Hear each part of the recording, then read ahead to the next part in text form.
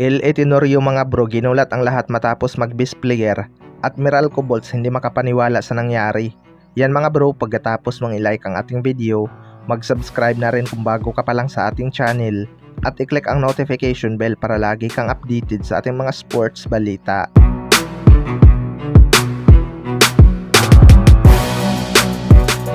So grabe nga ang ginawang bounce back ng Barangay Ginebra mga bro, kung saan tinambakan nila ang Meralco Bolts. Expected na nga na mag-a-adjust sa depensa itong Barangay Ginebra, kaya na-limit nila ang gunner ng Meralco Bolts na si Alin Maliksi. Ito nga ang nagbigay ng sakit sa ulo ng Barangay Ginebra, kaya dito sa Game 4 nakapagtala lamang ito ng 14 points. Hindi nga masyadong naramdaman ang presence nitong si Alin Maliksi mga bro, pero hindi nga makapaniwala ang Meralco Bolts sa nangyari matapos silang ulanin ng technical foul dahil sa kakareklamo. Ejected nga ang inabot ni Cliff Hatch matapos tawagan ng flagrant foul, penalty 1. Well, tama lang naman siguro ang ginawa ng referee mga bro, na kapag ayaw tumigil kakareklamo, may coach challenge naman kung hindi sila agree sa tawag ng referee. Hindi naman kasi matitigil ang reklamo kapag hindi tatawagan ng technical foul, lalo na kapag may mga hindi na magagandang salita.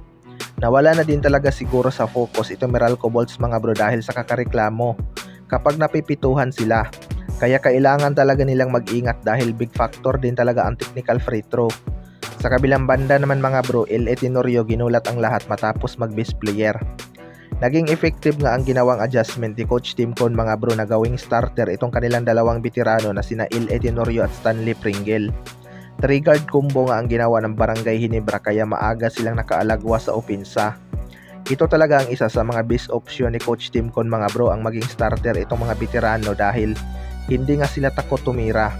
Kitang-kita nga natin na hirap sabayan sa transition ang Barangay Ginebra dahil mas mabilis nga ang kanilang mga guard kaysa Meralco Bolts.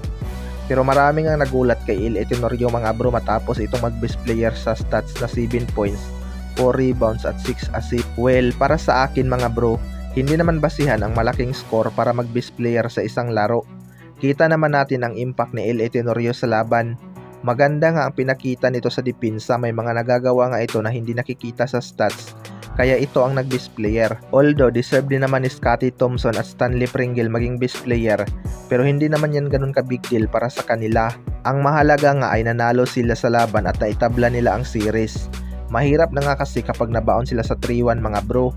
Maliit lang talaga ang chance nilang makabawi kapag ganun ang nangyari. Mabuti na lang at gumana ang ginawang adjustment ni Coach Tim Cone mga bro. Binigyan niya nga ng mahabang minuto si Stanley Pringle at nag-step up din talaga si Scottie Thompson, scoring 15 points. Kayo mga bro, ano masasabi nyo tungkol dito?